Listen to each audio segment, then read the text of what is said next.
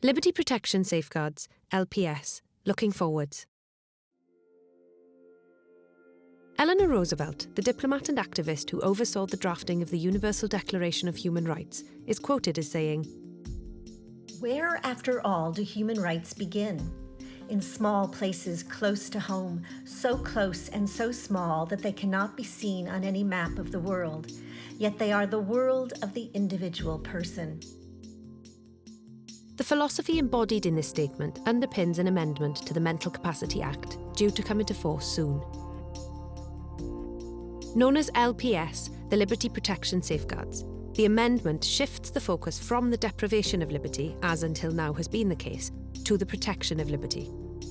Following a series of landmark cases which highlighted shortcomings in both the MCA and DOLS, LPS builds on the founding principle of well-being that underpins the Social Services and Wellbeing Wales Act 2014 and the Mental Health Wales Measure 2010, which set in legislation that the core purpose of care and support is to help people to achieve the outcomes that matter to them in their life.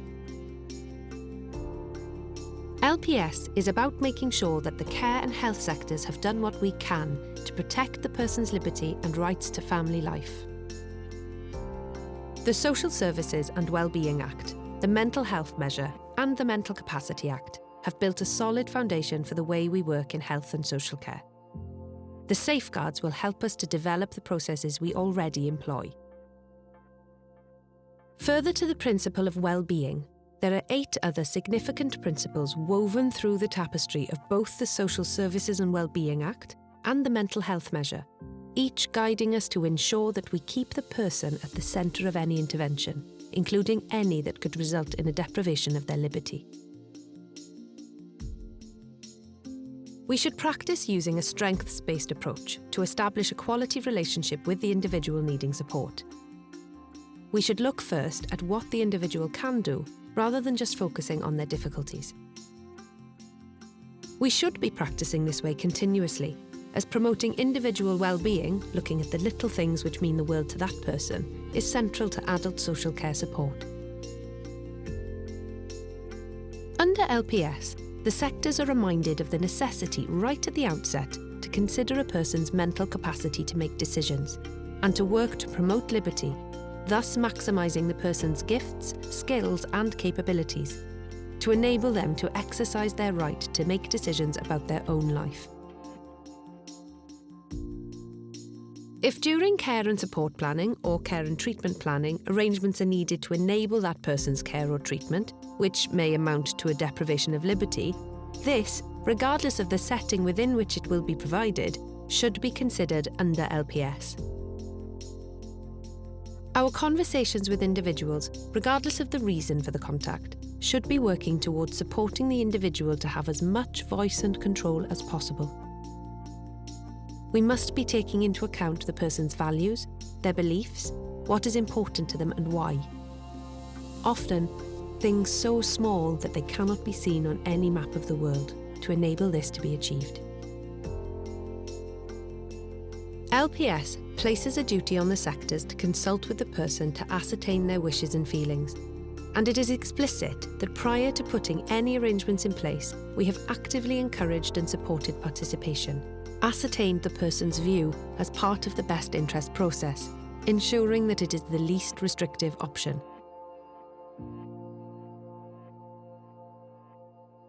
Under LPS, the responsible body, typically the health board or local authority, must ensure that support is in place prior to any pre-authorisation assessments, and that an independent mental capacity advocate, IMCA, will provide this if an appropriate person is not available. However, if the person is identified to have at least substantial difficulty at the point that an assessment of need begins, then this support mechanism must already be in place. It may be from an appropriate person, an independent advocate, or an independent mental capacity advocate, if decisions are to be made in the person's best interest. LPS further reinforces the necessity to have a framework through which we can work together to maximise the person's involvement, enabling them to retain as much voice and control as possible. Transparency is about being clear to the individual and those representing them as to why a decision is being made, when it may be necessary to deprive an individual of the things which often may seem small, but which mean the world to them. LPS builds the protection of liberty into the existing care and support and care and treatment planning processes. The conversations around potential deprivations of liberty will take place sooner, and if we are working using strengths-based approaches, seeking to support the individual to have as much voice and control as possible, maximising their involvement in the discussions and the decision-making process, it should be easy to make our practice transparent. The Social Services and Wellbeing Act and the Mental Health Measure recognise that a person's needs may impact on their families and support networks too.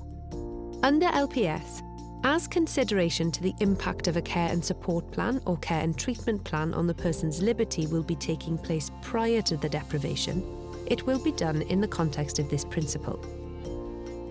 As such, discussions and potential for support of those impacted by the deprivation can take place. Being holistic is about ensuring that decisions consider all the individual's circumstances, their needs in the context of their skills, ambitions and priorities, and recognising that it is not possible to support the person with needs without seeing how the person fits into their wider social network. To ensure that the individual's circumstances are considered, LPS makes it a requirement to consult others, for example, anyone interested in the person's welfare. Under the Social Services and Wellbeing Act and the Mental Health Measure, any intervention has to be of benefit to the person concerned, and it needs to be appropriate. What is appropriate will be determined by the level of needs of the individual. And, as each individual's world is different, our response must be appropriate to that.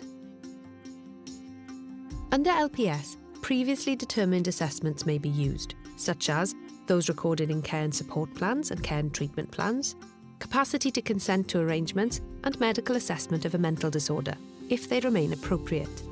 This enables an appropriate level of intrusion in the person's world.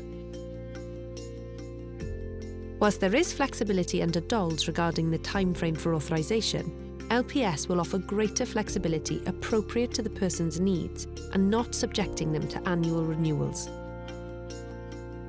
For example, for someone with end-stage dementia, it may not be necessary to renew on an annual basis as, on the balance of probability, their capacity will not return. However, the opportunity exists to request unscheduled reviews should an individual's circumstances change. Furthermore, reviews of LPS, care and support plans, or care and treatment plans can be aligned, thus reducing unnecessary bureaucracy. The principle of proportionality ensures that the level of support provided corresponds with the level of need and no more.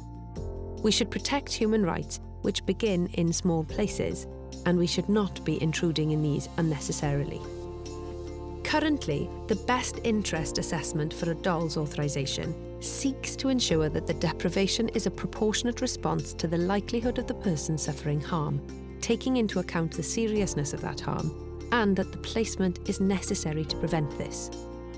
LPS considers how a care and support plan or care and treatment plan in any setting could jeopardise the person's liberty, and that the deprivation is proportionate to the perceived level of harm and subsequent impact of it. The Social Services and Wellbeing Act and the Mental Health Measure recognise that contact with a person at a single point in time will not necessarily provide a full picture of their needs. As there is the expectation under LPS that the sectors will be working to protect a person's liberty, there will be more scope to ensure that a fuller understanding of not only what is important for the person, but important to them and why. Those things so small that they cannot be seen on any map of the world of the individual person. LPS reinforces the necessity of the Social Services and Wellbeing Act and the Mental Health Measure to ensure that the person is fully involved, ensuring that their voice is heard and that they are, to the best of their ability, making decisions for themselves. As with DOLS, under LPS there is a specific duty for the responsible body to make sure support is in place. What is different under LPS is that it explicitly introduces a duty to consult and consider a person's wishes and feelings. LPS involves the legal responsibility to protect liberty and places a duty on responsible bodies to assess for and authorise proposed deprivations of liberty in any setting rather than authorising once liberty has been deprived.